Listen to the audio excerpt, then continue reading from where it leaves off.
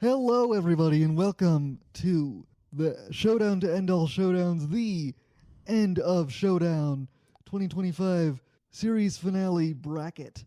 Yeah, we're picking the best series finale of all time out of 16. Yep, the way this is going to work is going to be a Sweet 16 kind of bracket. We've picked 20 shows, and we're going to whittle them down to 16 as the bracket fills out. The remaining 4 are lost to the sands of time forever, or if we decide to do this again, they'll just be they'll be the wild card. yeah. They'll get a bye for this tournament. Yeah, and so we did that as like kind of a sense of randomization, wild card. So that way it's not a complete obvious, like no one show is going to be a complete obvious dead run. Yeah. And I believe we picked all 20 of these because I think it was from the IMDb as ranked by the audience. So the way it's going to work is we're going to go one matchup at a time, and basically we're gonna choose completely at random, and we're gonna start with the very first one right now. And I am the sticker bitch today. Yep. So I will be. I'll put the pictures somewhere. Tim, find them. Tim Sticker Bitch Miller. The weird thing is that Tim has been calling himself a sticker bitch for so long, and none of us knew what that meant.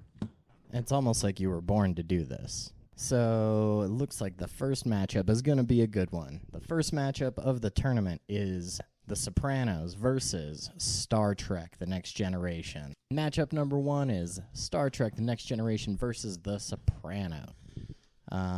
Which we have covered the Sopranos finale. Listen to that episode with Austin Valley. I think it's in season 3. Yes. We haven't covered Star Trek The Next Generation. It is one of the ones that I rewatched for this. I think it's the one I saw for the first time. I wasn't a huge fan of Star Trek. I generally like them. Like, I like the movies. I haven't seen a lot of the TV shows. I definitely watched this. I took notes on all of these, so I can give you my interpretation of when I watched Star Trek. And you watched all the right episodes this time. I watched all the right episodes. I watched a couple extra episodes, too. Oh, yeah. Well, I think I watched the Star Trek finale, and then I ended up going and watch the movie, so I ended up watching this finale and then also Nemesis, which is like the movie finale, Next Generation. Right. So the notes that I have on this, Star Trek The Next Generation, All Good Things is the name of the episode. Captain Picard is having a dementia fever dream because he gets mind poisoned from being in the simulation thing for too long, I'm pretty sure. Sounds right. Yeah. Now his mind and body are different, but there's a time travel situation involved as well. And yeah, that's about all I have. Because I think there's it's like some kind of time vortex. I think it's caused by the explosion of a star or something. And it gradually, it gets bigger the further it goes back in time. So it starts, this whole thing kind of starts like, well, at the time, like what it would have been like 20 years into the future of the Star Trek. That's right. Next Generation. And then it goes to present, what would have been the present day in the Star Trek timeline. And then the past, which would have been, I think, like right before like season 1 of the series. Yeah, I think so. It has been a minute since I've seen this, but I did greatly enjoyed it. Because I think that Star Trek, what makes Star Trek so great, is when it gets like existential and like weird like that. Like, I love Q is one of my favorite characters of all time. I love godlike, omnipotent characters that just act like. I mean, you do have a big god complex, so I can. Well, yeah. And now I'm just remembering. I think we covered the original series finale for our Star Trek miniseries. Are you talking about the Amazing Star Wars series? Yeah. We did. Yeah. Yeah, the Star Wars Star Trek crossover episodes. Anyway, I will say what I don't enjoy the most about this finale is it makes Picard's like main characterness too obvious, because Star Trek isn't an ensemble show, and I don't like it when they focus too much on the captain and like not enough on the whole of the. That's actually where I think Voyager is as bad as that finale. Okay, well, we're not comparing Voyager. Yeah. We're comparing Sopranos and Star Trek. Yeah. So, like, as an episode of television, what do we think was so this is one thing that I was kind of having like struggles with when I was kind of rating each episode is like, am I rating it as like just an episode of television, or am I rating it, I feel like we could do both, but I feel like I want to rate it probably based on finale, like how well it ends the show, how well it ties the show together. Okay. Yeah. And I feel like Sopranos does a better job, in my opinion, of ending the show. I mean, the Star Trek episodes almost feels like it could be just another episode of the series. I don't think so. No. I feel like it wrapped up the series really well. Yeah, that's what I was gonna say. I feel like a good whatever that there were to it. But because it is like an episodic show, any episode could, really. Yeah, exactly. Yeah, that's true. I think that for me, my vote is gonna go to The Sopranos, just because. I mean, it almost feels unfair comparing The Sopranos to Star Trek. Two vastly different series. Oh yeah, very different. I feel like just pop culturally, The Sopranos, because I feel like it's stuck in the zeitgeist. Totally. And just the way it ended. I mean, it kind of ended a little bit on a cliffhanger, which we discussed in the episode. But and I mean, Star Trek was also a huge franchise, but I feel like Sopranos stands on its own.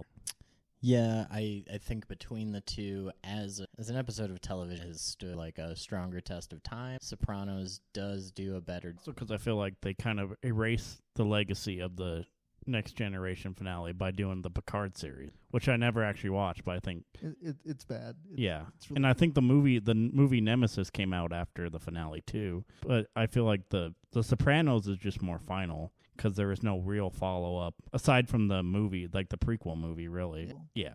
I'd say Sopranos. Yeah. I do think that of the two protagonists, Jean-Luc Picard could kick Tony Soprano's ass. Yeah, I can see that. Yeah, that's also a metric I just have for my personal self, is like, could the two protagonists of the shows facing off kick each other's ass? I mean, I don't know. Tony would fight dirty, though.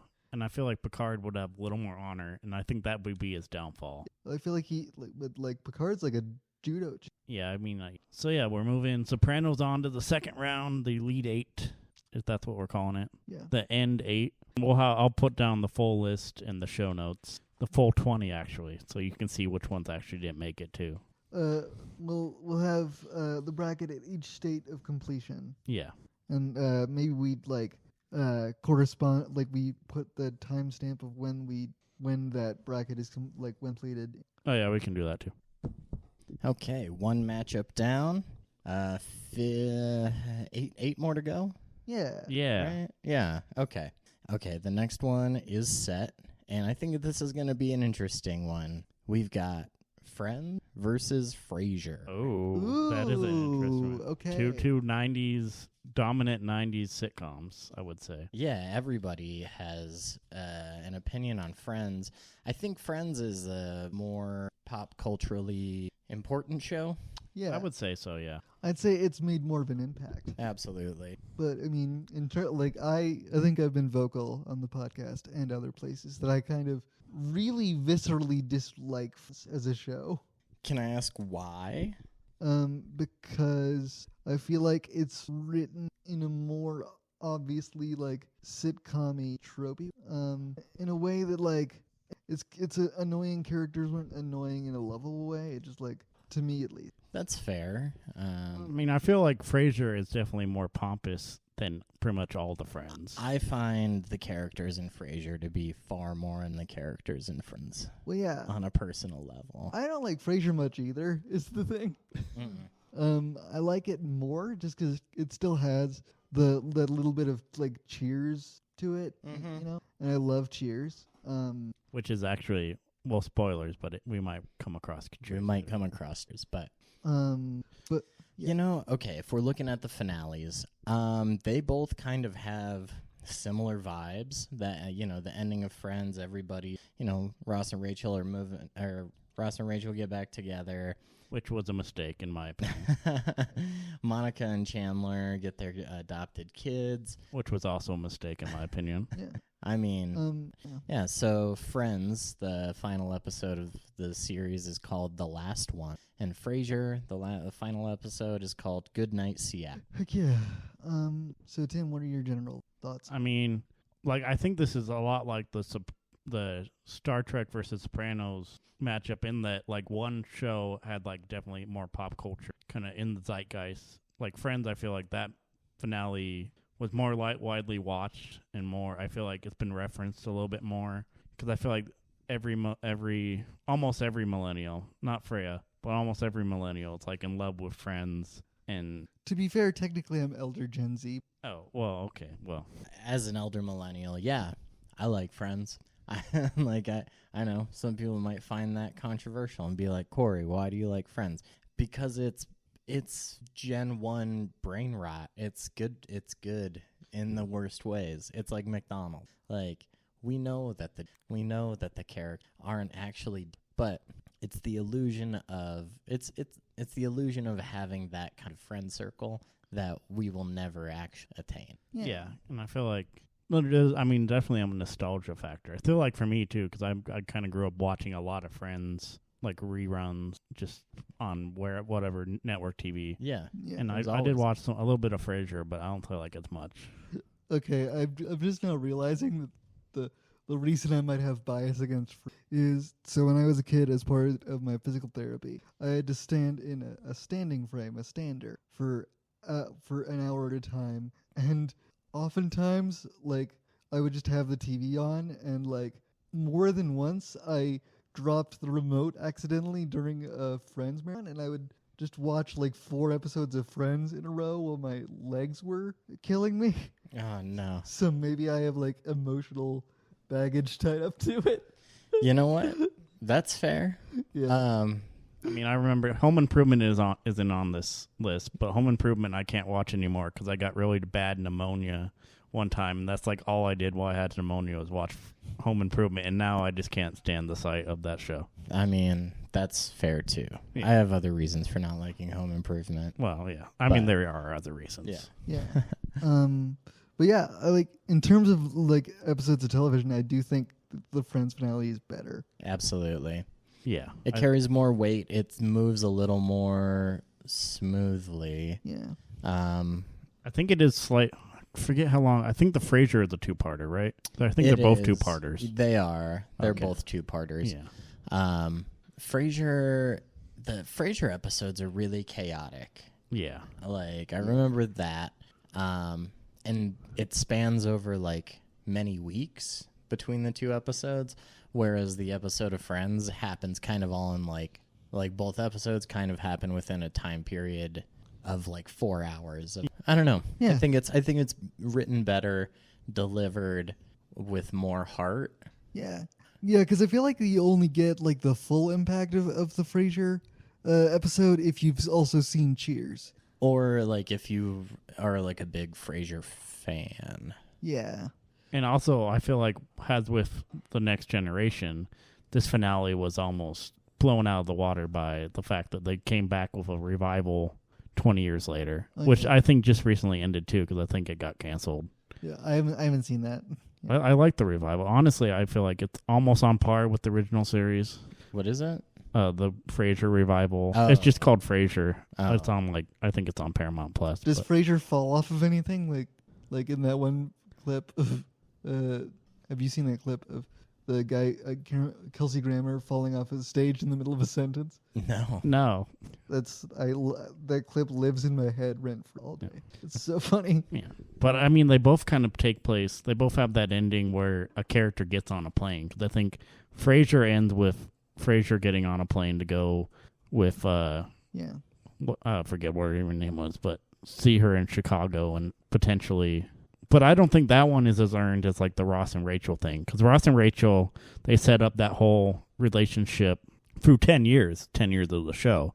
Whereas Frasier and, I can't remember her name, like, I think that was, like, within the last season. Which I feel like that says volumes that you can't remember. Yeah, no idea who the... I think I remember, it's Laura Dern, I think, played her. Or whichever one was in Ozark, I don't remember. Yeah. I think you're not wrong. Ozark Lady. Yeah, Ozark Lady. All right, what do we think? Between Frasier and Friends, who had the better series finale? I'm going to say Friends. Yeah, I'm going to have to say Friends. I'm also going to have to say Friends. Yeah. Also, just to add, I do think the Friends cast could kick Frasier's ass. Oh, yeah. Much healthier, much younger. 4-on-1. It's not really fair. But, Oh, I thought you meant like the whole cast of Frasier versus the whole cast of Friends. it's just the 4 friends and then versus Frasier. Well, so there's 6 of them. There's actually. 6 friends. Oh yeah. So, I mean, let's see. But one of them is gone now. R.I.P. Matthew Perry. Yeah. But I do think Frasier could kick Ross's ass. I don't know, man. He was in Band of Brothers. Like, Yeah. even he was the worst character in Band of Brothers, but Yeah. But that's the actor. Yeah, I think we're talking we're like talking a specific character. characters? Yeah. Yeah. okay. I mean, one's a radio host and the other is a biology teacher. Paleontologist, actually. Yeah, Okay, that's- paleontologist. yeah. You could hit him with a dinosaur bone. That's true. He could hit him with a pickaxe. Yeah, that's true. Yeah. Frasier could psychologically analyze him and scar him. That's true. Yeah. Honestly, necessarily have to fight Ross. He could Yeah. just kind of talk him into not. You could just get them to fight each other. That's true. Well, I feel like Ross needs to be psychoanalyzed. He's got some. Yeah, he needs to. Deep Okay. issues. So what's our next? Okay, so we're on to the next round. The next round of combatants. The Yeah, next so- matchup is gonna be probably obvious, but we've got the Twilight Zone, the Bewitching Pool versus Mad Men, person to person. Mad Men versus the Twilight Zone. I know you didn't get a chance to I watch didn't. Mad because it's just so hard to find on streaming. Yeah, for whatever reason, Mad Men is like complicated and annoying to find on streaming. This is the only episode of any of the shows that I did not get to watch. Yeah. But I did watch the Bewitching Pool, and thoughts not great. Yeah, Not yeah. a great episode of TV. No.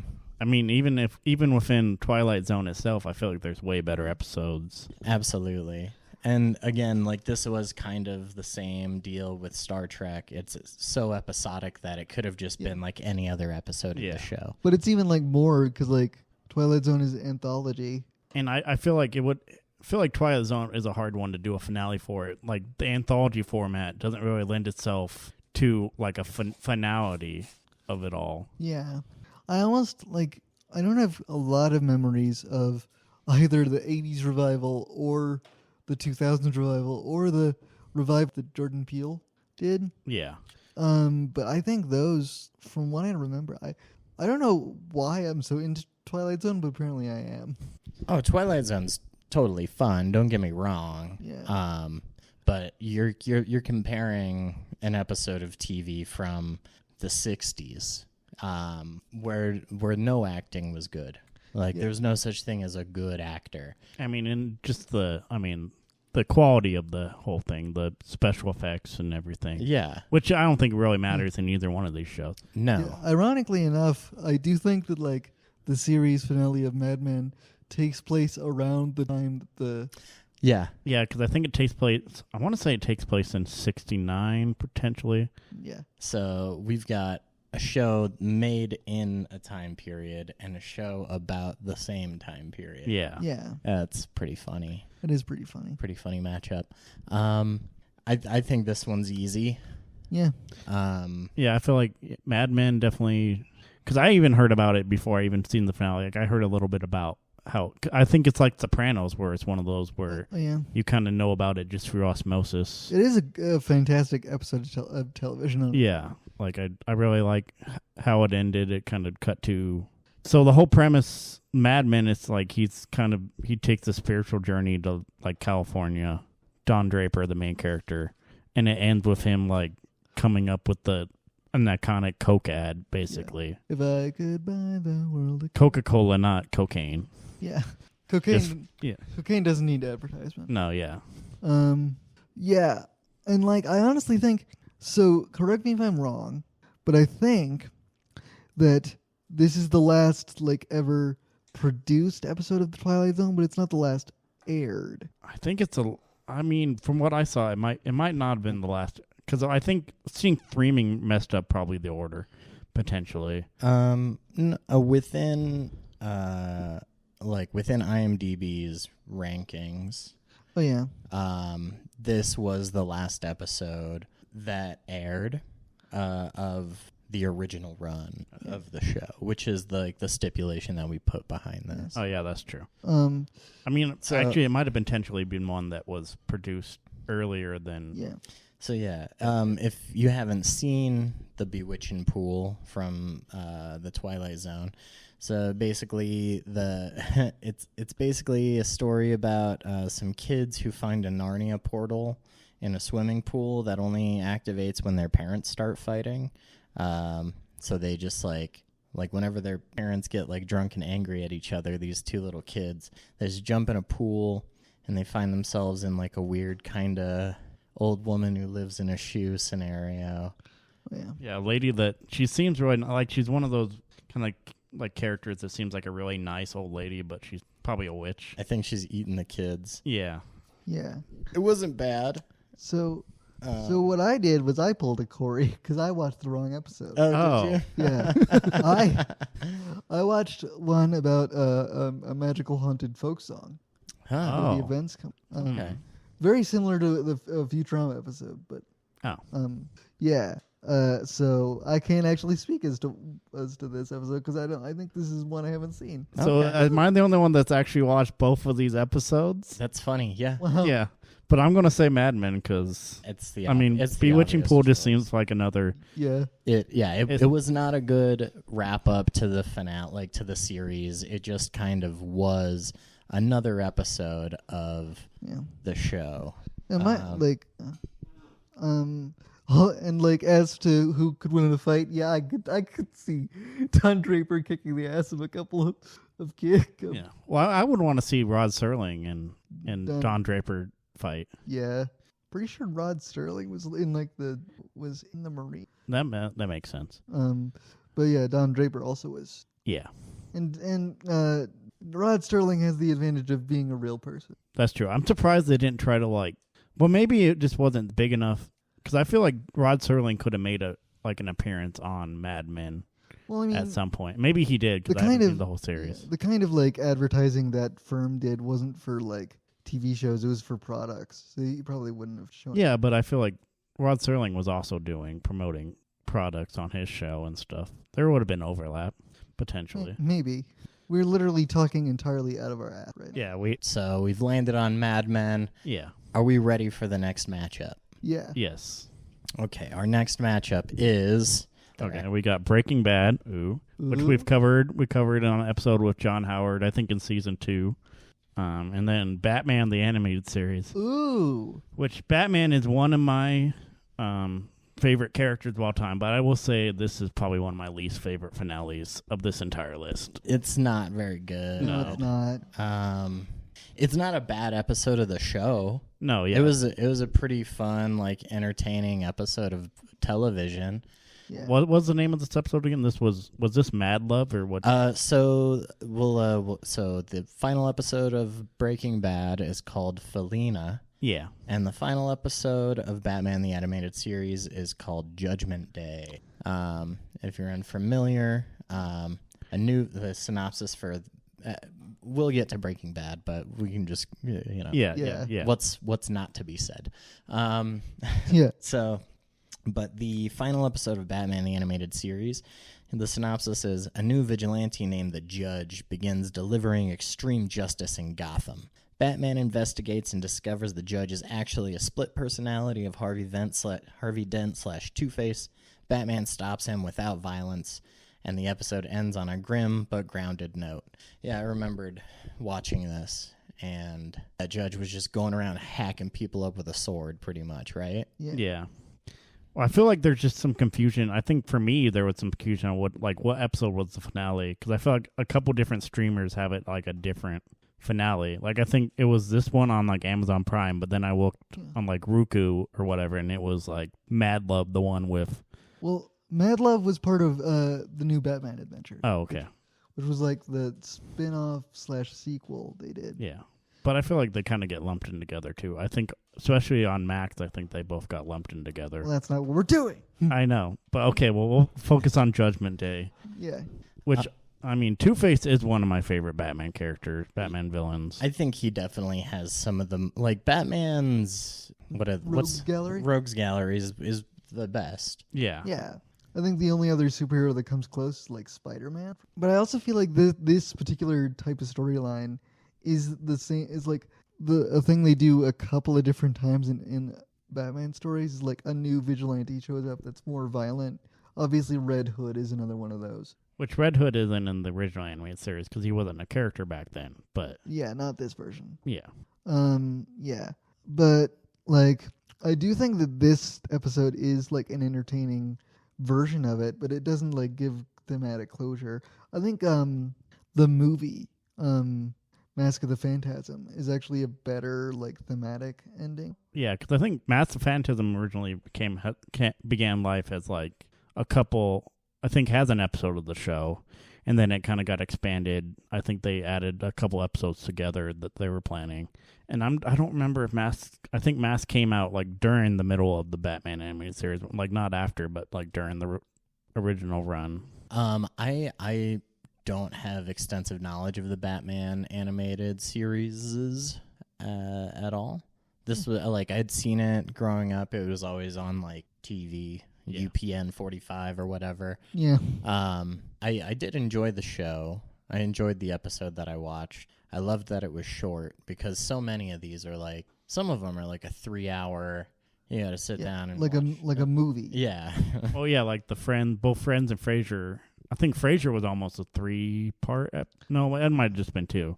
But they're double like the length of what a normal episode is. Yeah. Whereas Batman just ends. It kind of just ends. It's not, again, like with the Twilight Zone, it is not one of the breakthrough episodes that actually ties the series together. I'd be curious to like see what percentage of these are shows that like had an ending in mind or just got canceled. Most of them do actually have a written ending. We just kind of landed on the 2 that are in there that don't. Yeah. Everything else, I think, does have a fully written ending. Yeah.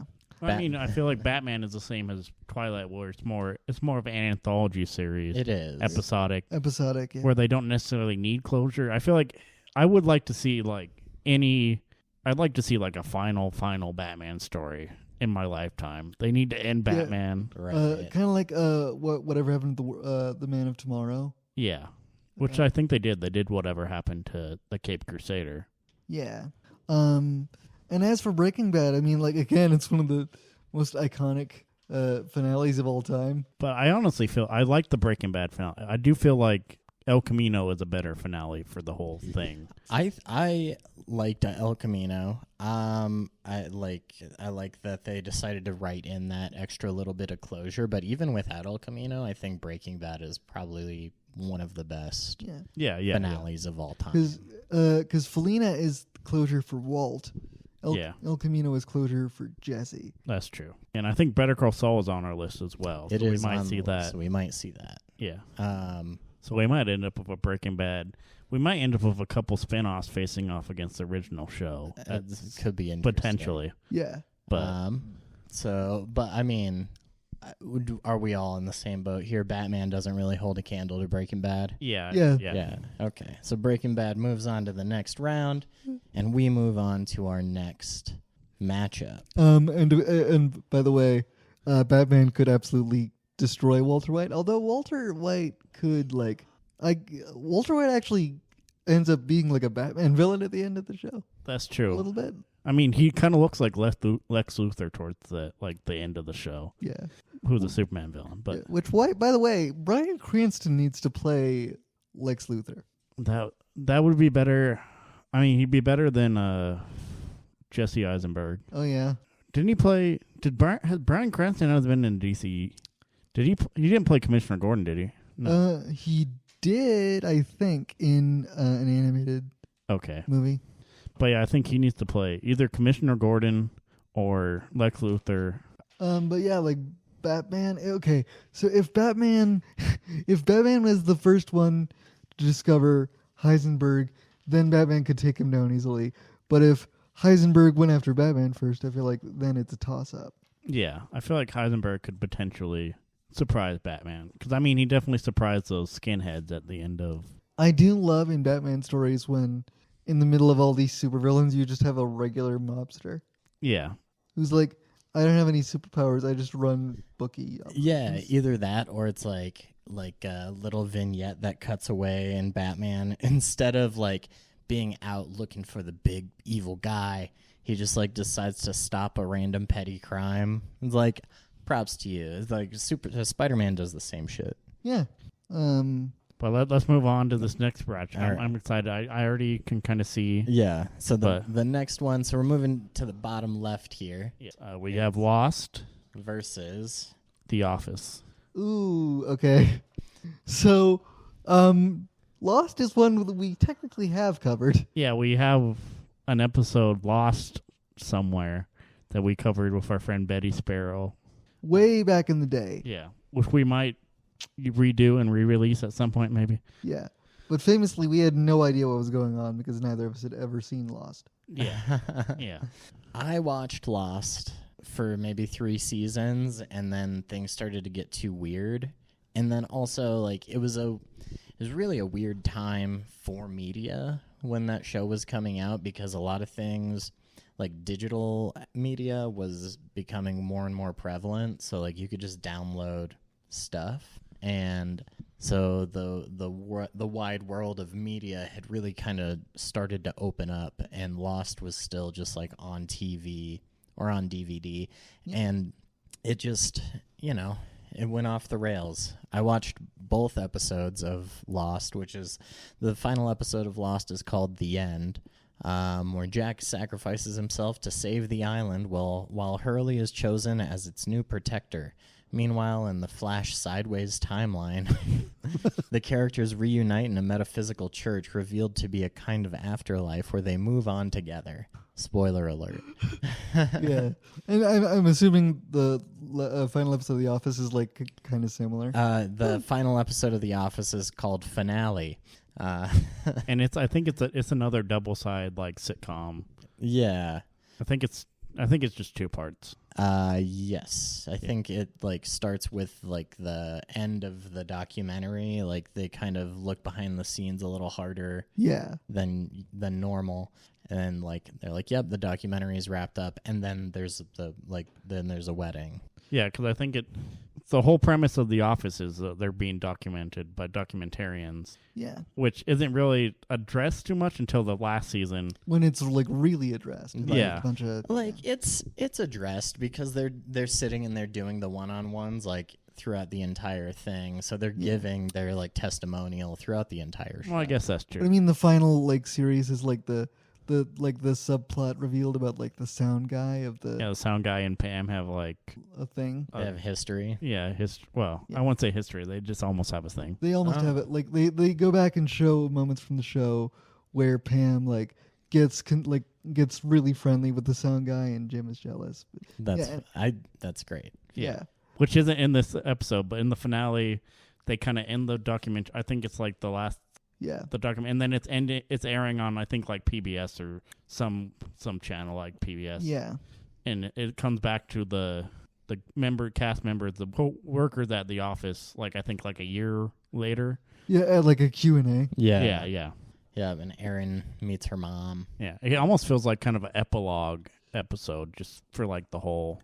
Yeah. Instead of like just like the ending, it seems like there was an ending, and then they had like this kind of tacked on, like where are they now? That's the thing about like Lost is like it was more focused on answering the mythology of the show's questions. Yeah. Like what is even the island for, and like the protector and the keeper and all that stuff. And I don't really give a shit about that stuff. I care about the characters. No, yeah, the show for me, it just fell off really hard. Yeah. Where like.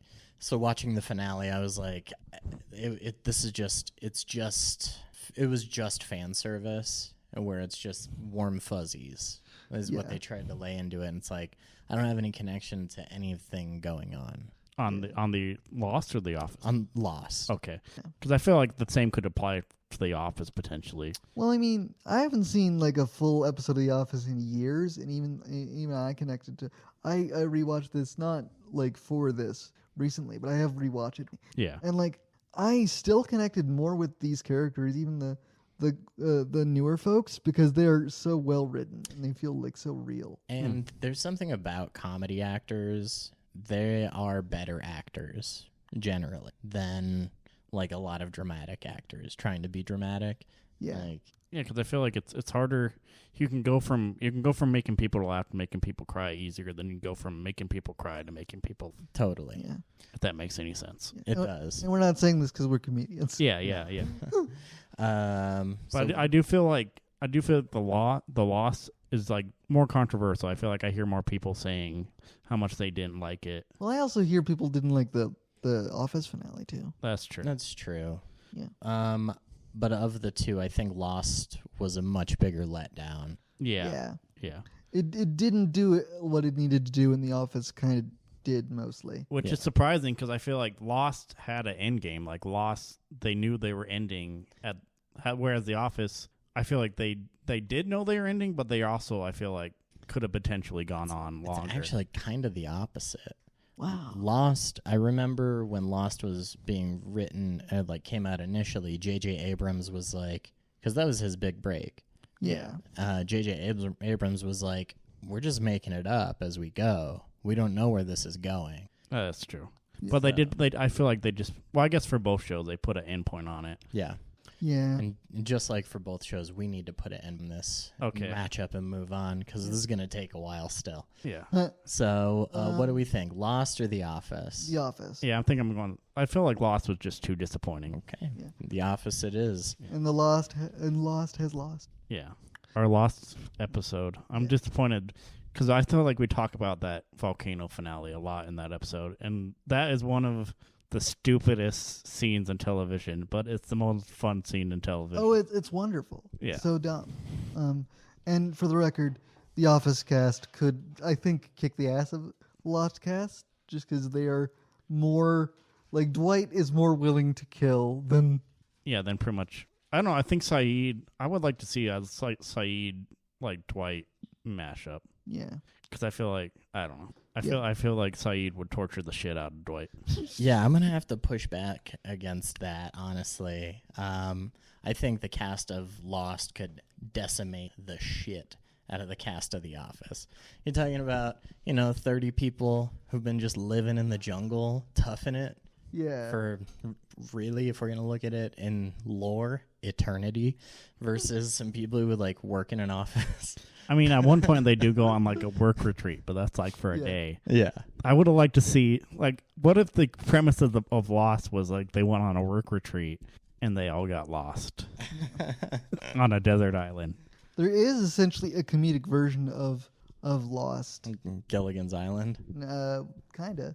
It came out a few years ago. Actually, it was on TBS. I can't remember the name, but it had like Reese Darby in it. It was really good. Okay. Yeah, but the whole point was like a bunch of people, like their plane crashes and like they do the tribalism thing, but it's like way funnier. Yellow Jackets. Right. That show's great. Yeah. But we got to kind of rein it in here, and this is a heavy hitter. Like this one, like we might actually have some. We might come to blows over there. Not blows, but like there might actually be a legitimate discussion had about what is better here. Yeah. So we've got Better Call Saul versus Game of Thrones. Oh shit. Now this is a big matchup here. Oh fuck. I am like speechless. Wow. This is gonna be tough. See, I knew there was going to be a few surprises. Like, I feel like the matchups so far have not been too hard to do. No, most of them have been like almost obvious. Yeah. But like I was seeing the ones that were coming up, and it's like, yeah, these are kind of the obvious obvious wins. But like we can see what the pool is of shows to come out, and there's still some big heavy hitters in there.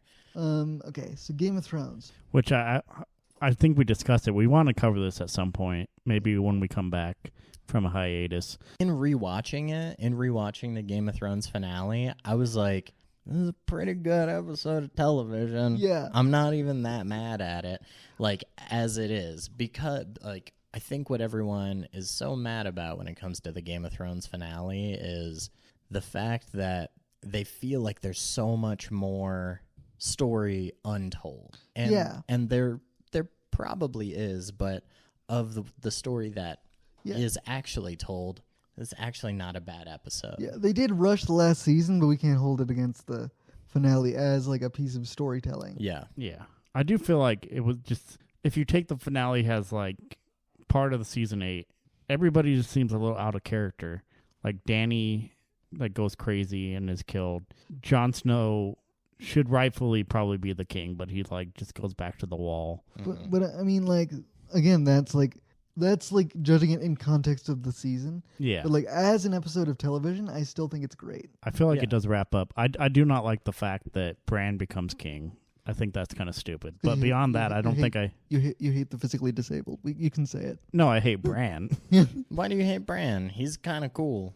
He can be like, he can control crows and shit. I just don't think he just seems emotionless and should not be king. Well, yeah, because he's got his brain colonized by an eldritch god. Yeah. Oh, I guess okay. But yeah, like, because I think thematically it does, like, I can see what, like, when George R. Martin eventually finishes the books, like, and if this is the actual end game, I can see how this is going to be really fucking cool. And, like, as an episode of television, I think it's, like, a really good, like, way to wrap up the show and not, like, the overall story, including the books. When George R. R. Martin actually gets around to writing the finale, he's probably going to...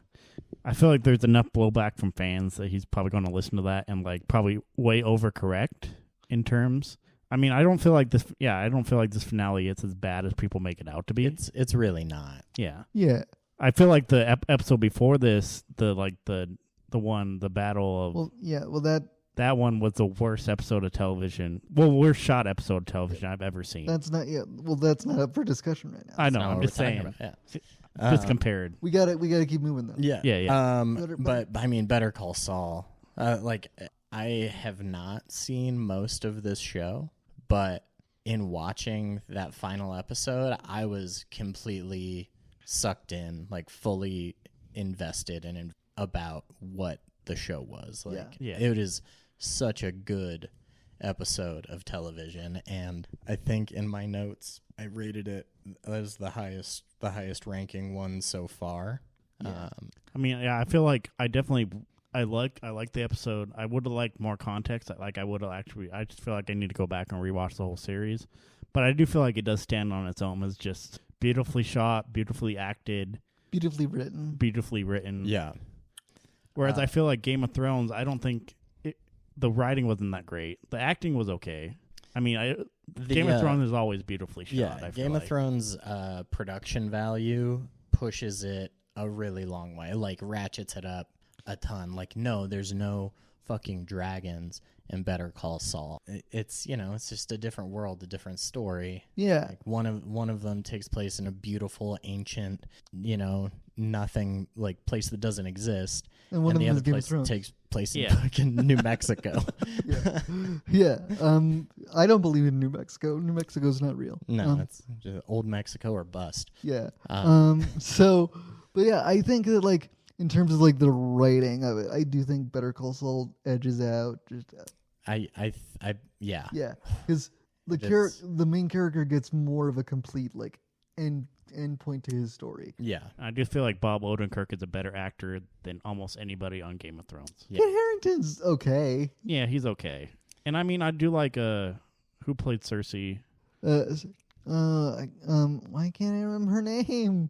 She's one of my favorite actresses too. Yeah, that's me too. Lena. Oh yeah, Lena Headey. I think we're going to go with Better Call Saul, right? Better. I think so. Yep. Yeah. Yep. And I'm voting Better Call Saul. That's my vote. Yeah. And in terms of who would win in a fight, it's no contest. They got dragons. That's true. Yeah. The Better Call Saul has guns, but like they don't have I dragons. feel like it takes a lot of guns to kill a dragon. Like, it took a lot to kill it in general, but I feel like... I mean, it took one scorpion bolt, which is like the size of a pool cue, Yeah. to the eye. So maybe if the twins could if the twins or another cartel assassin could shoot down at least one of the dragons with a sniper rifle. If Mike could get at it with a sniper rifle, then maybe they'd have a chance. Yeah. But otherwise, the dragon takes it every time. Which I would like to see Mike Banks. That's the guy that plays...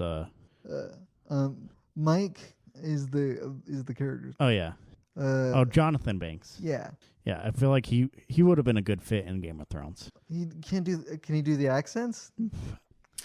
I would. I mean, probably not, actually, but... Yeah, that's a fair point. I bet he could. He seems like everything that I've ever seen him in, he just plays Mike. Yeah. Like, even in Community, he was Mike. That's true, just Mike, slightly funnier. The New York accent doesn't fit well in Westeros. That's why... Hey, it's me. Hey, Get out of here. Get over here. That's why that Get that dragon out of here. Yeah, that's what exactly what- singer was it that cameoed in the show? Ed Sheeran. Ed Yeah, I Sheeran. feel like that he was just out of place. Yeah. Well, Okay, what's our next? Okay, our next matchup is ready to go, and here we go. We've got Seinfeld versus Succession. Which we've covered Seinfeld on our episode, I think, with Zach Jarvis. No, with Jackie Rapetti, because Zach Jarvis could make it. yeah. But Ooh. But two very different shows. yeah, Okay, I'm gonna make the case that this is a harder matchup than it seems. yeah, Succession is very dramatic, very funny as well. This is really... I watched maybe the first 2 or 3 episodes of Succession when it was first coming out. Then I never watched any of it until I watched the finale. Huh.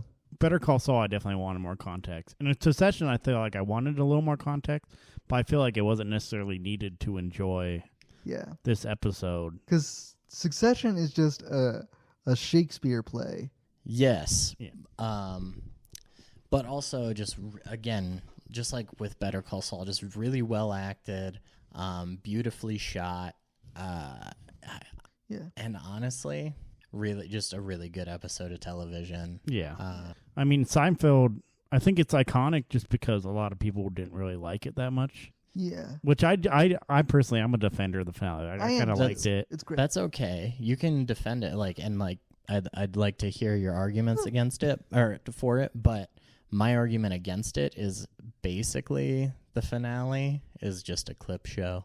Well, I mean, Which is fair, I feel like, but it's a unique clip show. yeah. Where it's the people involved in the show describing events from the show in like a court scene. Yeah, but I mean that's kind of how it goes. And like honestly, we most recently talked about Schitt's Creek. Yeah, Schitt's Creek would have benefited from a clip show for their finale probably, yeah. because I had no idea what the fuck.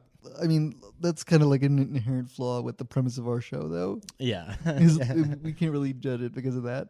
yeah. I think, okay, I'm going to make this argument. I think that on the merits of comedy, Succession might actually be funnier. It's more of the time for sure. Well, yeah, because, I mean, Seinfeld Yeah. was late 90s. Succession was just Yeah. last year. And I feel like Succession, one thing it has going for it, I feel like it fits the tone of the overall show more.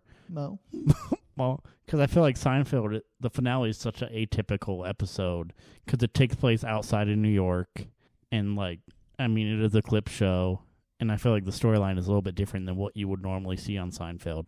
Whereas Succession is, like, wrapping up this more serialized story. Should we vote? Or do you want to hear the synopsis for each episode? That's just something I keep forgetting to do. I feel like let's do that really quick. Okay. And I think I have an idea what I'm going to vote for anyway. Okay. But So Seinfeld, the finale is the name of the episode. The which gang I feel like we hear a lot. Like I think The Office was named the finale. yeah, very common. Yeah. Very Final common. episode. And what's nice about it is when it's called that means we know that it is written to be the last episode it's supposed to be. Yeah. Yeah. But the finale. The gang is arrested under a Good Samaritan law and put on trial, where countless characters from past episodes testify to their selfishness. They're found guilty and end up in jail, bickering to the very end. The reception of it was massively controversial. Some appreciated this meta full circle nature. Most found it cynical, mean-spirited, and lacking laughs. The show about nothing ended with, well, not much. Succession, with open eyes is the name of the episode. After Logan's death, the final power struggle hits its climax. Kendall believes it is his birthright to lead, but is ultimately betrayed by his siblings, especially Shiv, who throws her support behind Tom, now the new CEO. The final shots show Kendall broken, Tom triumphant, and Shiv trapped in a loveless alliance. It was really good, and like I didn't have to watch the entire season or the entire series to really grasp what was happening with the episode. Yeah, that's true. Which I think is a good. I mean, you obviously want the finale to be good for people that have seen the show, but I think that's also just a good indicator of a good episode. Yeah, a metric I use for shows I haven't seen the whole series. Like, does this make me immediately want to watch the entire show? Totally. And after that, yes, I did want to watch the whole show. I feel the same for Better Call Saul. Yeah, so. Same. And I feel like the way that Brian Cox pronounces the word fuck like adds like a whole bunch of points to it. Yeah, Brian Cox is the man. Yeah. But now it's time to vote. What do we think? Seinfeld or Succession? I'm going to go with Succession. Succession, yeah. Yeah. I'm also going to go with Succession, which is actually a bit of a surprise. I was anticipating a little more pushback for Seinfeld just because it's such... But also the cast of Succession would annihilate the cast of Seinfeld. Yeah, Jerry doesn't like to fight. Kramer might be able to stand a chance, but I feel like George would die. Yeah. Elaine maybe. Yeah, Elaine's got that. She's kind of crazy. Yeah. I feel like Logan would just like yell at like Jerry, and Jerry would like spend the next 20 minutes like talking with George about it, and while they were talking, like corporate assassins would take them out. Although I will say it is refreshing about Succession that like there wasn't a lot of like over the top like intrigue. Like there was the intrigue at the end of the first season, which I won't spoil, but like no, like I'll just say no one gets like assassinated or poisoned. It does stick to the world of the show. Yeah, it stays within the business realm of things. Yeah. Didn't jump the shark. Okay, so what do we have for our next matchup? Our next matchup is The Wire versus Dexter, and this is our last matchup of the first round. So these are all the shows that we have that are in for the tournament, that are in for the championship. But let's crack into this matchup. We've got The Wire. The episode is called 30. Baltimore remains Baltimore. McNulty is forced to leave the force in disgrace. Carcetti advances his political career. Bubbles gets a moment of grace. The game continues with new players taking old roles. Life goes on. Corruption persists. Dexter. Remember the Monsters? Is the name of the episode. Dexter fakes his death during a hurricane and disappears, leaving his son and love behind. In the final moments, he's shown living as a bearded, dead-eyed lumberjack in Oregon. How I want to go. What's that? How I want to go. You want to fake your own death and become a dead-eyed lumberjack in Oregon? Yeah, it's going to be difficult, but I can do it. I mean, they have like accessible axes. Yeah. Okay. Anyway, they could strap a chainsaw to your chair. Yeah. Hell yeah, let's That'd do be that. fucking sick, dude. Yeah, BattleBots. Anyway, okay, so I don't think this is a tough matchup for me. The Wire finale is like I said Succession was Shakespeare, but The Wire is Shakespeare. Succession is actually Shakespeare. Yeah. The Wire, I don't know. I feel like it's always been kind of a mirror held up to a part of society that not everybody sees. Yeah. Which is interesting. It being made when it was made does make it dated. Feels a little dated, you know? Yeah. But police corruption is, as always, an evergreen. Yeah. Yeah. There will always be police corruption. Well, I feel like one thing, like Dexter tried to continue the story too. Like I feel like some other shows on this list. So I feel like the Wire has more of a finality to the. Yeah. Sure. But like I really hate the Dexter finale. When I saw it when it aired, because I watched it way too young. I watched it when I was like 13. That's why you are the way you are. Yeah, I watched Texas Chainsaw Massacre when I was 11 years old with a fever, at 3 a.m. But Dexter, like, I feel like it was too tidy of an ending. I want Dexter to have an ending like Breaking Bad, where I think everybody by the end of Dexter wanted Dexter dead, or to I don't know, I think he should have died. Yeah. I also feel like his death wasn't that believable. Like, well, yeah, his boat disappears on the ocean, and you don't think to. And he sails into a hurricane. Yeah. Oh yeah, I guess that's true, but still. Yeah. After dumping his sister's body in the ocean. Oh yeah, that's true. Yeah, that's true. So I mean, like, okay, so here's my case for why the Dexter finale is. It doesn't give thematic closure because Dexter just gets away with it. Like Corey was saying, it would have been way more satisfying if he actually died and didn't have to had to face up to the consequences of his lifestyle and his actions, rather than just getting to go on. Well, because there's no real conflict. Because if you know he's going to get out of it, okay, then there's no stakes. There's no. I'm wondering if they were holding out for some kind of renewal, and now they've definitely done that. They've renewed the character, they've renewed the series, in multiple ways. There's prequels and spin-offs from the original show now. Well, if the books that it's based on, I actually wish they did more close to the ending of that series. Yeah, because I was thinking, how did the books end? If I remember right, I read this 8 years ago, so my mind is foggy. But I think he does still get away, but they do more to tie up the connections. Okay. Yeah. I mean, I feel like the Wire definitely leaves things. I mean, Dexter leaves things open ended, but I feel like the Wire definitely leaves things a lot pretty wide open to continue. I think where the two shows are very, very different, and I think this is what makes the big difference in what is going to ultimately be my decider, because I've rated both of these shows the same number value. Yeah. The Wire isn't really about the characters. It's really about the city of Baltimore, and Baltimore, it kind of explained the thing that I read. Baltimore is always going to be Baltimore, no matter who is doing what there. Yeah. It's much more a character piece about the city and the systems. Yeah, exactly. Where Dexter is a story about one man that, he's just kind of and a psychopath. I mean, yeah, I feel like you could replace almost every character on The Wire with somebody else. But Dexter, the show's named after Dexter. Exactly. So obviously. Yeah. And shows about lucky psychopaths are my favorite. I relate to them so much. Okay. Yeah. So let's vote. Who's winning this one? Ooh, I think this is the first contentious one. I'm gonna say The Wire. I might actually say The Wire too. I feel like Dexter wraps it up okay, but also it just leaves a bad taste in my mouth.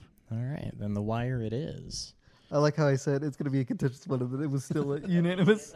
Yeah, immediately unanimous. I feel like we haven't come to blows. We haven't really argued a lot. Yeah. Do you think Dexter could kill the whole entire city of Baltimore and get away with it? If we're limiting it to the main characters like McNulty and Bubbles and maybe the gang members, I actually would love that fan fiction. The character from The Wire trying to take down Dexter as a case. That'd be cool, actually, in a goofy way. That would be pretty great. So with that, we're into the end 8. Is that what we're calling it? Yep. Yeah. The end 8. So there's 8 shows left. For a quick refresher, we're down to The Sopranos, Friends, The Office, Better Call Saul, Mad Men, Breaking Bad, Succession, and The Wire. And honestly, I'm not too surprised by most of what's left up there. They all seemed like relatively easy matchups. And now, a word from our sponsors. Base comes from the idea that everyone knows tag. And in tag, no matter whether it's the monkey bars or the couch, if you put your hand there, you get to take a break from the game. You can't stay there. You always have to go back and play the game. So as an adult or a person of any age, wouldn't it be nice if life is a game, you knew where to run and put your hand and take a break, make a plan, and then go back to the game of life? Base programming does this by creating community based on interests and people, and not the labels that we carry around. Robbie Larson, Robert Scott Kerwin Jr., Devin Lofthouse, Michael Beers, Jason Williams, Tim Miller. Welcome to a Basic Podcast, formerly Base Talks, a podcast sponsored by Summit Independent Living in Missoula, Montana, a podcast about disability. and other things. I think you've told us about the famous Bill Use rib eating contest. Yeah, it was really so much fun. And now this time we're going to be doing chicken wings. Ooh. And everybody's making their own sauce to it. Oh, all right. Do you have a plan? Like I got a little plan. I'm going to try it, and it's like more of a thing that's kind of like it has honey and it has the Cajun pepper to it. Like a little bit of sweet and hot. Is it supposed to be a secret? Yes. Yeah. And so that's one of my deep secrets I have. Last time I used to always do something that's easier is getting the sweet and sour sauce and pour on things. But I like to do it my own fashioned way of experimental. Your old-fashioned way is experimental. I like it seeing the I really like that turn of phrase, Jason. By individuals with disability. Together, we'll explore such topics as Disability history and culture, disabilities in films and TV series, technology, The marriage penalty, current events, and personal stories. so tune in for a Basic Podcast, coming soon to Spotify and other platforms. You're welcome and goodbye. Keep rolling, everybody. and have a nice one. They really did make Robo Frank look a lot like Danny DeVito, though. I feel like they did a good job. Even though it wasn't actually Danny DeVito, it was an AI interpretation of Danny DeVito.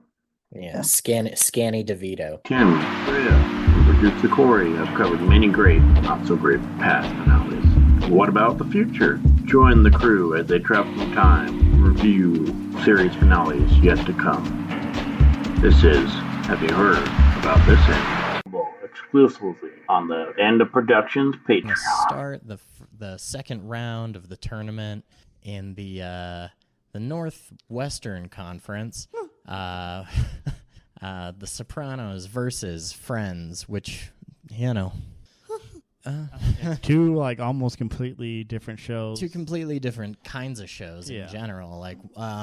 Set within the same 100-mile radius, I'd say. Yeah, just about, and about the same time period as well. That's true, yeah. In my head canon, they do take place in the same universe. Yeah, you can find, probably after they move out of the apartment, you can probably find that big white Friends dog in Tony Soprano's junkyard, his trash. Oh, yeah. I think the coffee shop is a front. Central Park is a front for. Yeah, that's why they let those people. That's why they let him hang out there and seemingly never pay for anything.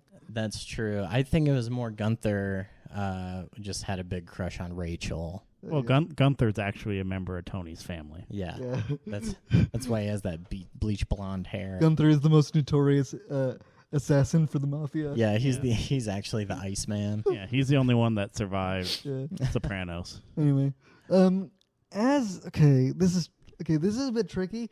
Keeping my natural bias against Friends out of it. Yeah, thank you. It's Yeah. appreciated. I think Sopranos still has the edge, but again, it is kind of hard to compare the two because one is a super serious character drama about terrible people doing terrible things, and the other is Sopranos. One thing, one thing I would like to at least try to examine. Don't have to necessarily make this the de facto decider in anything to vote for, but as a standalone episode, can you enjoy Soprano, the finale of The Sopranos by itself? I feel like it's harder than Friends. Friends, it's much harder to enjoy a lot of these finales in a vacuum. Yeah. Yeah. I mean, I'm just hating on the Friends finale. I know it moved on from Frasier, but just the fact that Rachel ends up with Ross just still bugs me, even 15 years later. Ross doesn't deserve Rachel. But in terms of the actual writing of the episode, what do you think? Writing, I mean, Sopranos. Sopranos would probably take it on that front. Yeah. I feel like Friends definitely has more of a finality to it because Sopranos leaves on that open ending. Mm-hmm. But I do like the way they ended it. Yeah.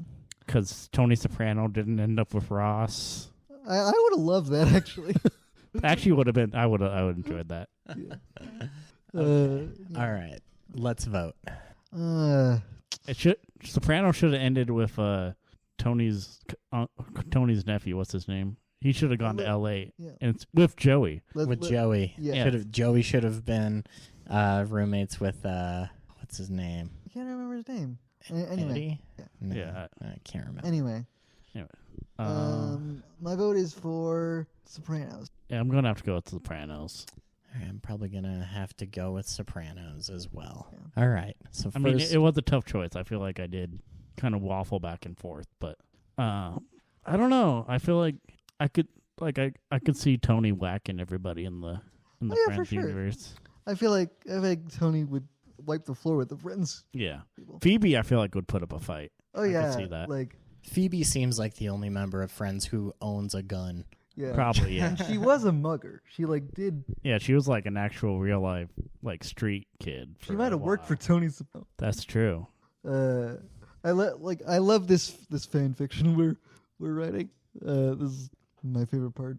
All right. So I feel like this next one is somewhat easy for me, but let's get into Sopranos takes the Northwest. Let's move down to the Southwest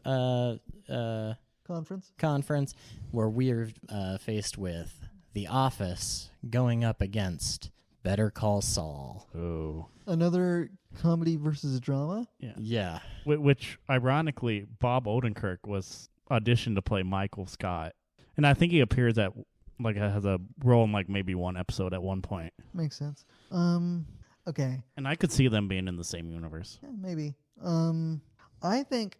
Okay, so here's my pitch. I think The Office is very heartwarming and very characterful, but in terms of how it brings the themes of the story together, not as complete or whole. Better. Well, because I feel like The Office is a good finale, but it's also bogged down by the fact that it takes place after two, we'll call them bad seasons of television. Yeah, but setting those aside.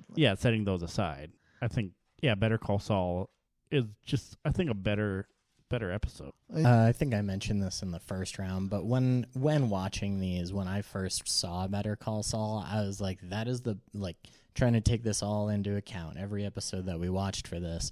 Better Call Saul for me was probably one of the best episodes of television that I had maybe ever seen. Yeah, I would concur with that. I feel like it's up there. For sure.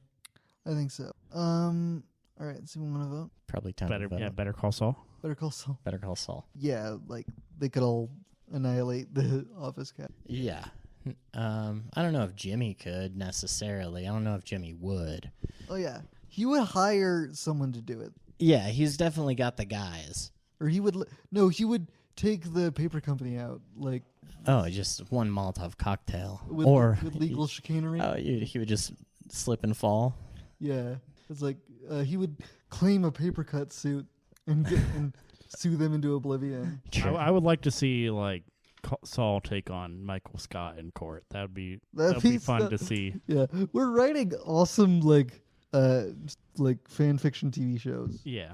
Wild mashup, fucking celebrity deathmatch style, yeah, cartoon, not cartoons, but mashups of how these characters would interact with each other. Yeah, I feel like this is what old television is leading to. Probably. I mean, everything has to be a cinematic or shared universe now. So let's see. Now we have Mad Men versus Breaking Bad in the Northeast Conference. Which this one is kind of a hard one because I feel like they're almost. This one might be one of the tougher matchups right now, just because. I mean. And I feel like this is an actual debate people have had. Yeah, I feel it. And I feel like they both came out around the same time. And they're both on the same network. Yeah. Yeah. From that same era. Mm-hmm. And they both have like such a strong protagonist character.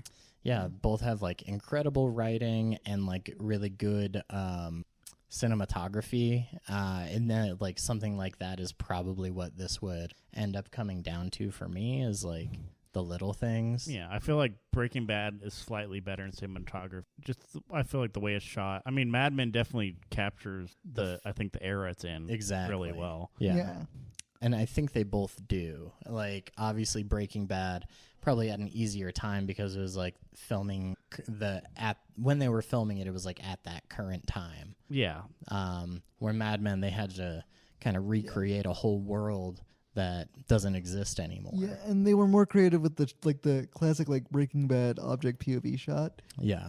Is like that they don't do as much with the camera in terms of like creative like camera. One thing I will say, I feel like Walter White's ending is better than what Don Draper's, because I feel like Walter White's ending is what he deserved, where Don Draper doesn't necessarily get what he deserved as an end. But like I don't think that's like the be all end all of like.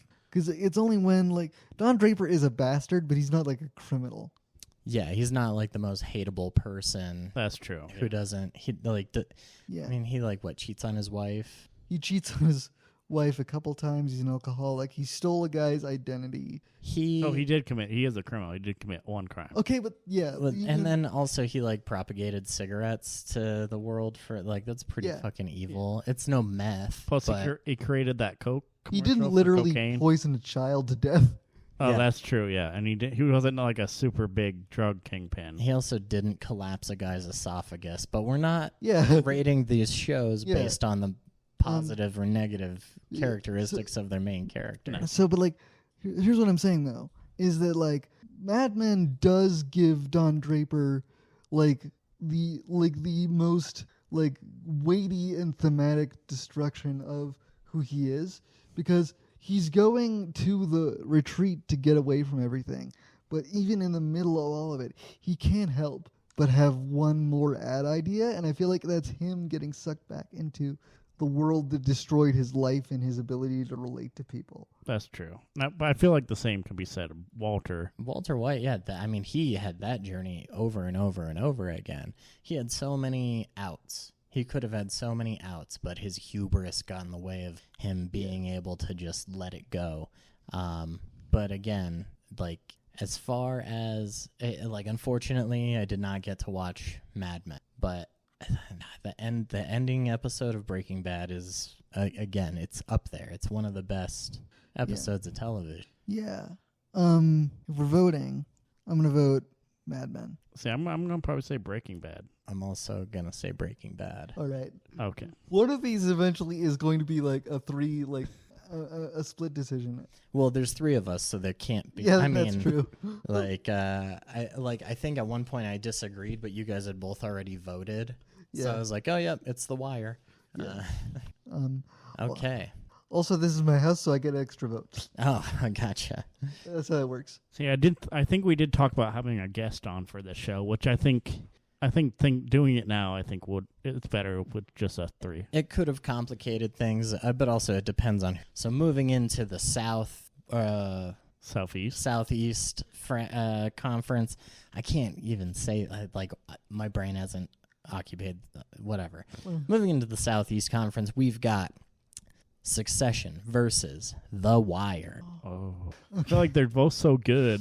This is like so hard. It's like, okay, so like Breaking Bad and Mad Men are comparable because they're the same genre, and I feel like The Wire and Succession are both the same genre, just different interpretations of it. Yeah, like I feel like on the other side of this side of the bracket is particularly hard because I feel like we end up with everything that was like pretty similar, whereas the other side on the west side of the bracket, we ended up with like the West Coast had a more diverse like mishmash of shows, and well, actually, so did this side. Yeah, I guess in the first round. Yeah, like way more comedies facing off against dramas. Okay. Yeah, but so for me, The Wire is. I feel like it's also a longer show, so there's more. That's true. Like put into the finale. True. I mean, but there's not that much more of it. Isn't there only like 6 seasons? Yeah, but each season is like so much more dense. Like, well, there's a lot more characters I felt like to keep track of in The Wire in general. Yeah. A lot more tidying up to do. Yeah. I think that's where Game of Thrones faltered. It's like there was such a sprawling cast of characters. Yeah. That like at the end of it, yeah, your favorite character probably got just it's like, yeah, no, your favorite character just got on a boat and fucked off. Yeah, exactly. That's most of what happened to the characters at the end of Game of Thrones. Yeah. Either that or your favorite character died a long time ago. Exactly. Or your least favorite character became the king. Succession. Okay. So Succession, I feel like it does like have a more character focus, whereas as we said previously with The Wire is more focused on the setting and like Baltimore as an institution. Yeah. I feel like as a story, the season finale to Succession does a more succinct job of wrapping everything up. Even though it does, both of them technically like end on a cliffhanger of sorts. Yeah.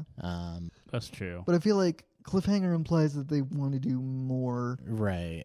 And like The Wire, and like I don't think either of them like. Neither of them have any intention of continuing the story.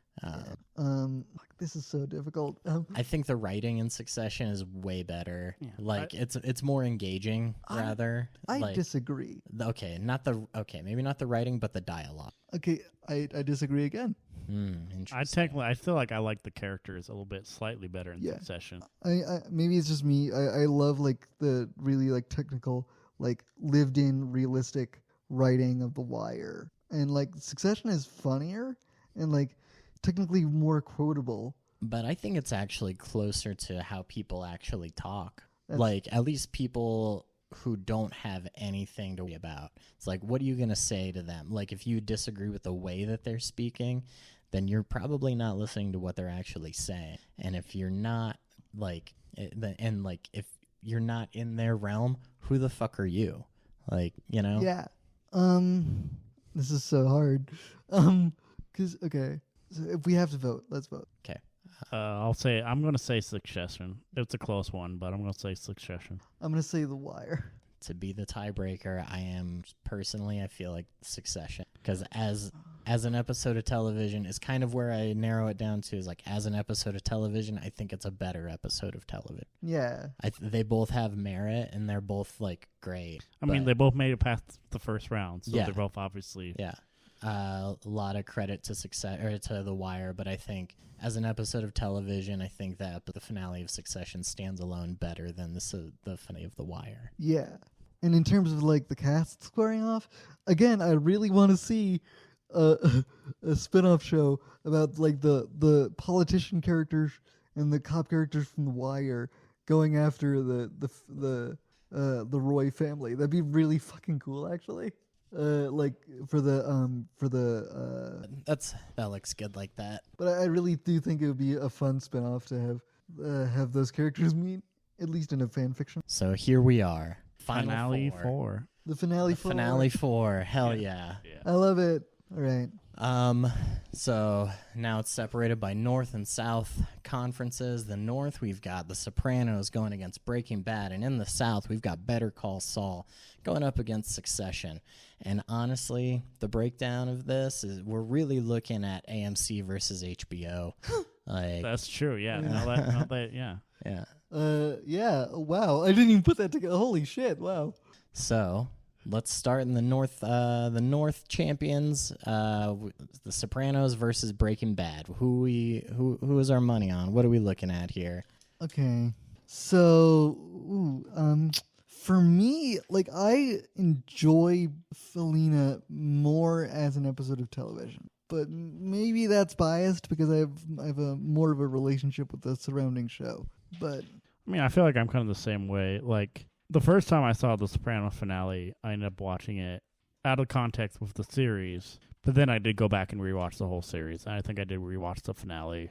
But I think I did watch the finale of Breaking Bad after watching the whole series. So I did get more of that context. And I think I like Bryan Cranston slightly better than James Gandolfini. I like them both, but like as a as an actor or yeah, as an actor, or like sexually. Well, both. Well, I mean, they're both sexual dynamos. Yeah. I mean, in sexual dynamo category, I gotta give it to the Cranston. That's true. Have you seen him naked on Malcolm in the Middle? His whitey tighties, yeah, he loves his whitey tighties. I just noticed because in Malcolm in the Middle he wears them. And then at the first episode of Breaking Bad, yeah. Fuck, this is hard. Yeah.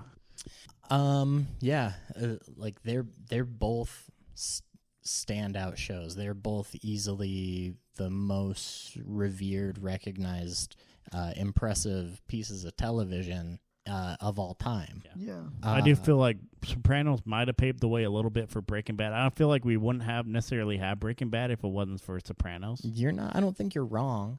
But that doesn't I don't think that factors into. No, yeah, I guess not. I'm just something I had to say. Yeah, sure. I'll say this: The Sopranos ending is left ambiguous at the end, which is, I think it gives it both positive and negative attributes. Because it leaves a lot for the audience to kind of discuss and figure out. You know, as we learned firsthand. Yeah. The end of Breaking Bad. A lot of people kind of did the same thing. They're like, he can't be dead. Walt's not dead. He's for sure dead. Yeah. I mean, it does leave it open, like, with Jesse, who's, like, arguably... But then they close it. Yeah. I don't think there's any real ambiguity at the end of Breaking Bad because as he's, like, laying on the floor bleeding out, the camera, like, pans up and cop cars are starting to approach where the shootout happened. Jesse is already gone. So at the end of the show, it does end definitively. Yeah. But does the discussion add to Sopranos, or should we disregard that? I feel like it does a little bit because I feel like it kept it relevant. I feel like the discussion about the finale kept because I mean Sopranos is going to always be a good show. It's going to be one of the it's going to stay. No matter what shows come along after this, I think it's going to stay in the top 100 at least shows of all time. Yeah. And they're both very similar if you think about it. It's a dad doing what he can to do the best he can for his family. One of them is a little more altruistic than the other. I mean, I guess are we going into a character breakdown? I mean, I feel like we're kind of getting there. It's hard to have new original ideas for each episode just because we talked about them like 3 times already. Yeah. And where Mad Men, Sopranos, Breaking Bad, even to a degree Better Call Saul, they all kind of hinge on the kingpin, like main character of the story. Yeah. I mean, if anything, we're just revealing a lot about our personal tastes. Totally. I mean, that's all this is. Yeah, that's true. We're not like Roger and Ebert over here. Not. You say Roger and Ebert? Roper and Ebert? No. Anyway. So, okay. Siskel and Ebert. Well, wasn't there's Roper and Ebert first, and then there's... Anyway. Okay, anyways, yeah. So I guess I'll say for cinematography, Breaking Bad takes it. Writing, I think Breaking Bad is a little more accessible. Yeah. Just because it is a little more modern.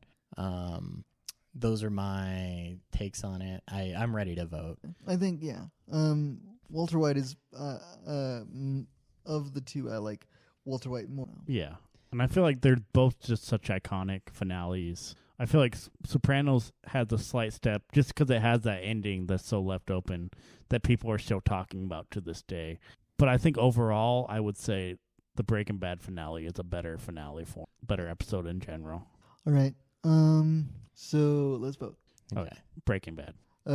Breaking. And it's a clean sweep for Breaking Bad. Ooh, no. Breaking Bad is moving on to the championship round. And now, who will they be facing? Oh, will they I be think facing Better I like Call where this Saul? is going. I I like this. Right?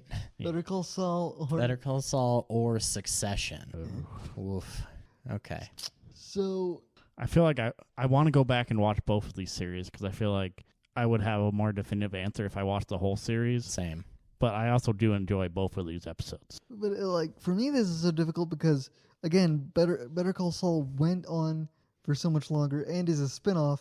So I know the character of Saul Goodman / Jimmy way better than I do any of the Succession characters. Yeah. So I feel more attached to him. And that's true. And that's fair. And I feel like that's a good indicator of good television is that you can grow attached to a character or a universe, characters just over the course of years. And I think honestly that might make television one of my favorite mediums is the fact that stories continue episodically and they continue for years. Yeah. So I'll just say this. I think I prefer Better Call Saul overall because I feel like Better Call Saul does more to examine its characters in totality.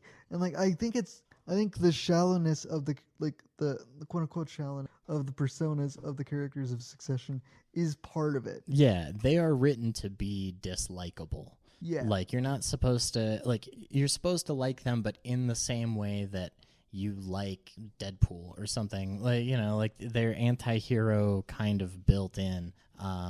They're dealt with. They've been handed the keys to a castle that they don't really need. They don't they are so they might as well be aliens. Yeah. With how far they're removed from it. Right. And honestly, but Better Call Saul was approaching that thematic. But I would say for me, Succession is the closest we'll come to having Arrested Development on this list, just because it's so thematically and just kind of similar in general. Yeah, it is kind of that same story. Yeah. Like idiot rich people, but but slightly darker and one has Brian Cox though. That's true. Anyway, who's good? We're not. You can't get Arrested Development on this list. I know, but I'm kind of leaning towards Better Call Saul because I feel like Freya. I think I kind of because I haven't really seen a lot of Better Call Saul, but I watched Breaking Bad, so I kind of love the character from that, and I've seen a couple episodes of Better Call Saul before watching this, and I feel like I like Saul better as a character. I also feel like it wraps everything up slightly better. I mean, I think it actually has more to wrap up because it's we'll say almost over 10 years of story, over 10 years of television to kind of wrap up. I agree. I also just two very different ways of filming each show.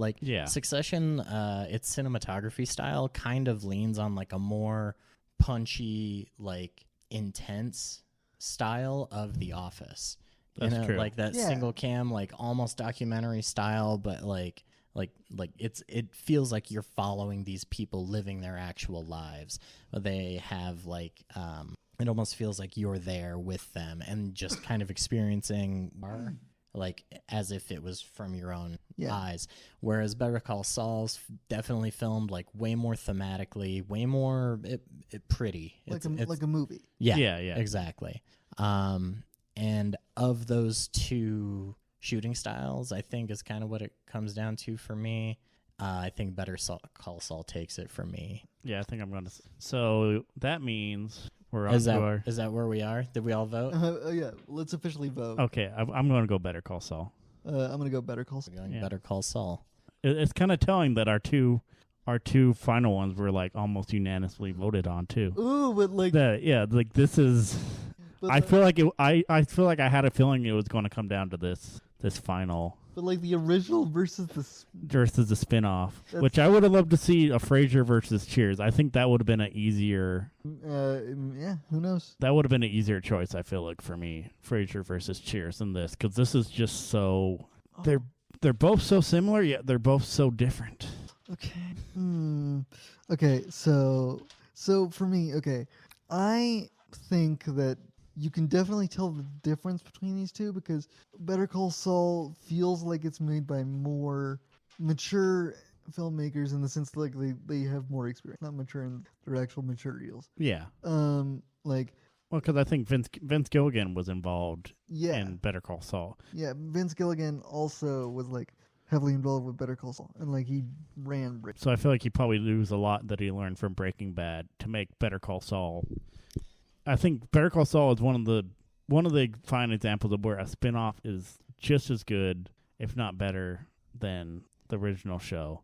For sure. Yeah. And which is why they're both in this one. But yeah, and you get to see so much character development of Saul, like from Breaking Bad all the way through Better Call Saul. Like you get to really kind of soak up that character and figure out who he is, because in Breaking Bad he's like quirky and like does a lot to push the narrative.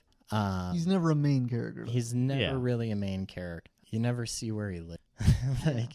It's wild. Like in Breaking Bad, in the universe of Breaking Bad, there are characters that seem like they just exist to facilitate the crime half of the series, like the twins, or Tuco in the first season, I guess Gus, but I mean you do see like Gus as like persona, but like so those characters are generally more cartoonish, and Saul feels like that in Breaking Bad, but when you see him in Better Call Saul, you see him get to that point. And like that's the thing that's so difficult about this is like, does Saul's journey to Breaking Bad and his being in Breaking Bad make it more difficult to judge, because you have to like, how much is Saul pulling weight for himself by being in Breaking Bad? I also feel like the Breaking Bad to Better Call Saul is a good like view of Bob Odenkirk as an actor. I feel like he became a better actor over the course of because I feel like he started out comedic, and I feel like you see a lot of that in the Breaking Bad role. And I mean, if you just look at him as an actor now, like he's been in this show, the movie Nobody, he's taken on more dramatic roles. Yeah. But I feel like you see him almost be a Mr. Show character appearance of Breaking Bad. Yeah. Well, yeah, I mean, and that's how his character was kind of written out. Maybe not necessarily Mr. Show, like slapsticky kind of comedic, but he's definitely like a shticky kind of like just a slimy lawyer. Like yeah, I'll get you out of your. I'll get you money for getting rear-ended or whatever. Yeah. And then like that's just how the character is kind of like introduced to the audience. And so that's the only idea that we have of him. But the amount of depth that they were able to write in to make him so important, like he is really important to the storyline, because without Saul, the show doesn't go anywhere. Breaking Bad doesn't go anywhere. Mm-hmm. Yeah. I will shout out to The Office, because if Bob Odenkirk had not been rejected as Michael Scott, he probably wouldn't have done Breaking Bad. True. So I feel like, but then, would we have Steve Carell as Saul? That would have been interesting. I don't think so. I know, but like it's fun to think about though. Yeah. We're gonna have to come to a decision here. The big decision. I feel like I'm kind of leaning toward Breaking Bad just because I've seen the whole series. Mm-hmm. Better Call Saul, I feel bad that I haven't seen the whole series. I feel like I need to go back maybe after this and watch it. I think Better Call Saul. Yeah, I'm going to go Breaking Bad. So it comes down to my vote on what I think was a better series finale. Yeah. Between Breaking Bad and Better Call Saul. My God. I mean, I guess you could say Better Call Saul is the finale of the whole universe. Technically. Yeah. But I'm still sticking with Breaking Bad. Yeah. I think from what I remember about each episode, I think I was more captivated as it being like it's too hard to like stack them up next to each other because they're the same show in many regards. Yeah.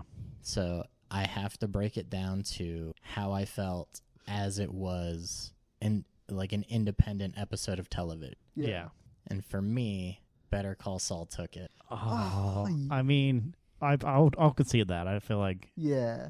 All right. So you heard it here first. The most definitive ranking you will ever see. We're experts. Congratulations to Better Call Saul for winning our first First of ever. Showdown. Yeah. Showdown. End of Showdown. Our first, maybe not our last. Yeah, I in doing this, I have some ideas kicking around now, but that's gonna do it, I think, for this episode. Yeah. And possibly, I think this will do it for season 4. And yeah, we're gonna take a bit of a long hiatus and maybe come back. Yeah, I feel like I want to take at least a year and a half, 2 years off. We do have other ideas in the works. Like me and Freya have a couple more, both together and separately. I'm sure Corey has ideas. I have ideas, but I'm also just down to help you guys sound good. Yeah. Yeah. And like, if this is the end of the show, as we know it, As we knew it. I will say that this show is like some of the most fun I have whenever I do it. Like, this is like my favorite thing to do. Like, talking with you guys about media and like, yeah. And our guests. And Corey has been a wonderful addition to the show. Thank you. I mean, we brought him on, I think, originally for our episode on Death Wish 5. Yeah. Oh, yeah. It was Death Wish 5. Like, And I think I was just a guest, right? Or maybe I was just you're just a guest and then and like helping record. And Yeah. And then you saw our snowball mic. Yeah. We were recording on, you were like, not happening. Yeah. And I was like, no, I can make you guys sound a lot better. Yeah. And then I bullied my way onto the podcast. Yeah, because originally, I don't know, we have time. I can get into the origins of this podcast because this might be the last episode. We're going to do a prequel after this. We're going to do a Better Call Saul or Better Call Tim. Yeah. Anyway. But originally, I had the idea. I posted something about it on Facebook about doing it. Maybe even just looking for potential hosts. I think you were just going to do it. And then like, you told me about it and I was like, I want to do that. Oh, we're doing that. Yeah. And then you bullied your way. And I think technically our first episode came out in 2020, but I think we started 2019. Yeah. So it's been 5 years. Yeah. Holy shit. 5 years, 4 seasons. I think this is like episode 20 or no, episode like 30, around 30, 37 probably. Yeah. So I think that's pretty good. I mean, most shows don't get past 2 episodes. Some shows don't get past 1 episode. Yeah. And we got to choose our ending, which... That's true. Yeah. Yep. Yeah. We wrote this ending. Yeah. I actually knew Better Call Saul was going to take it all the whole time. I'm actually just going to like edit in Don't Stop Believing and just fade to white right now. I like that you don't edit in the show that the song that the show is named after. That's true. I should. Yeah. But I was just making a reference to Sopranos. Yeah. So thank you for joining us. Yeah. We're still on social media, so follow us. We'll have updates. Hopefully we'll have some other stuff. We still have a Patreon if anybody wants to, because I think we'll have our bonus series. This is how it should end, or this. Have you heard about this end? Have you heard about this end? Which that's honestly, those are some of the funnest. Those are wild. Yeah, some of the funnest things I've done. Nonsense, but so fun. Yeah, but this main series has been real fun too. I mean, we've covered at least half of these shows on the main pod. Well, not half, but like a third of these shows. Yeah, which shows that we can continue. But like, I think choosing this is a good, like, if this is the end, this is a good way to end it. Yeah. And yeah. We've crowned the definite series finale. Maybe we'll have to come back and do this in like 10 years if there's any real good finales. We'll do movies next. Anyway, so yeah, for potentially the final time, don't join us next time for the penultimate episode of End of Show, where we reveal it was all secretly heaven, and End of Show will never change, and I die in a meth factory. And I took over the family business. And I ended up with Rachel. As you should. You're better than Ross. I'll say that now. I'll take it. Yeah. And bye-bye. Bye-bye. Just wait, it ends with a wedding date. Friends, a face, and an airplane. First season was in that.